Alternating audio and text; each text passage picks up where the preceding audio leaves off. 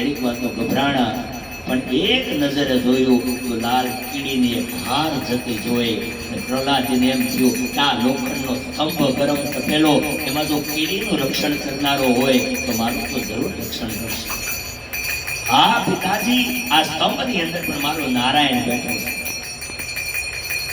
હિરણ્યકશ્યપુએ વિચાર કર્યો કે વગર મહેનતે આ સીધું ઉતરી જાય, જો આ કામલાને બધ ભરી જાય ને તો દાજીને મૃત્યુ પામે. હિરણ્યકશ્યપુ કે જો તારો નાથ નારાયણ આમાં હોય ને તો જા દોડીને એને બધ ભરી. એ જ સમયે પ્રહલાદજીએ દોટ મૂકી અને સીધો જે સ્તંભ હતો એ સ્તંભ બધા બધ ભરી સાથે સ્તંભ ફાટ્યો. તમારી ભગવાન નરસિંહ એ પ્રગટ થયા, આકાશમાંથી દેવતાઓએ પુષ્પની વૃષ્ટિ કરી, જય ઘોષ થયો, બોલીએ શ્રી નરસિંહ ભગવાન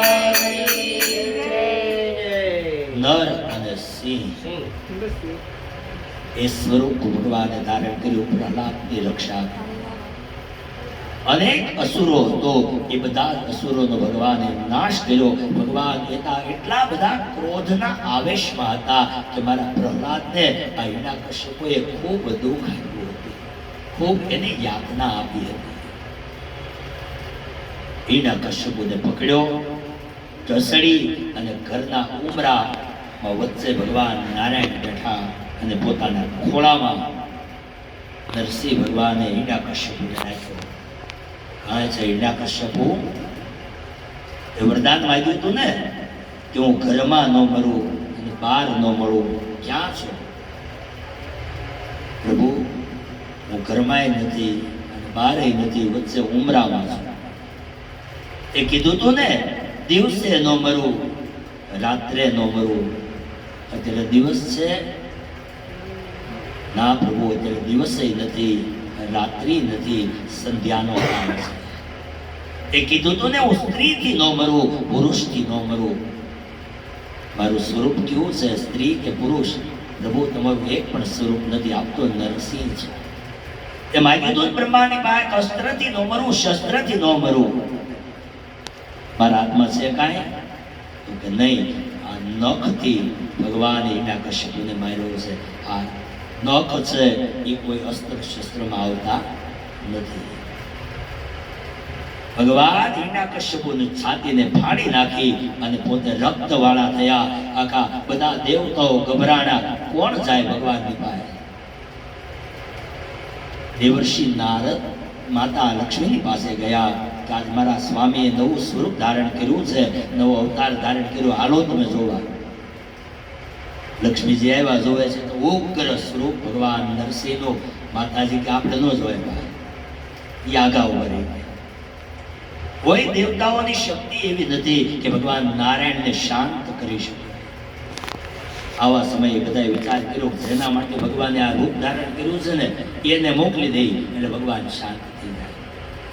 બધાએ પ્રહલાદજીને ત્યાં મોકલ્યા છે. પ્રહલાદજી જેવા નારાયણની પાસે ગયા, નરસિંહ ભગવાન એને ચાટવા લાગ્યા. સુખદેવજી મહારાજ રાજા પરીક્ષિતને કહે છે, હે રાજા, હિરણ્યકશ્યપુનો ભગવાને ઉદ્ધાર કર્યો છે અને પ્રહલાદજીએ ભગવાન નારાયણની પોતે સ્તુતિ કરી છે. શુદ્ધ પુરાણી શૌનકાદી ઋષિમુનિઓને કહે છે અને ભગવાન પોતે ચતુર્ભુજ સ્વરૂપે પ્રહલાદજીની સામે એ પોતે પ્રગટ થયા છે.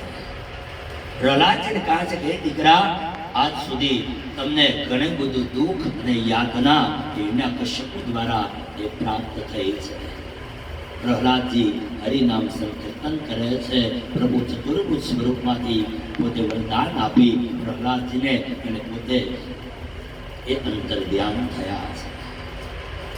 સુખદેવજી મહારાજ રાજા પરીક્ષિતને કહે છે કે રાજા, પ્રહલાદજીને રાજગાદી સોંપવામાં આવી છે, એનો રાજ્યાભિષેક થયો છે.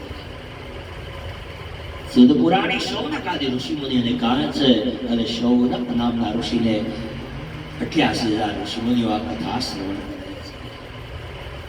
પરીક્ષિત રાજા સુખદેવજીને પ્રશ્ન કરે છે કે બ્રહ્મન, દેવર્ષિ નારદનો પૂર્વ અવતાર જે છે એ કથા તમે મને કહો. નારદજીની યુધિષ્ઠિરનો જે સંવાદ છે એની અંદર, એ રાજા, હું આની પહેલાનો જે મહાકલ્પ હતો ને એ કલ્પની અંદર દેવર્ષિ નારદ કહે છે હું એક ગંધર્વ હતો.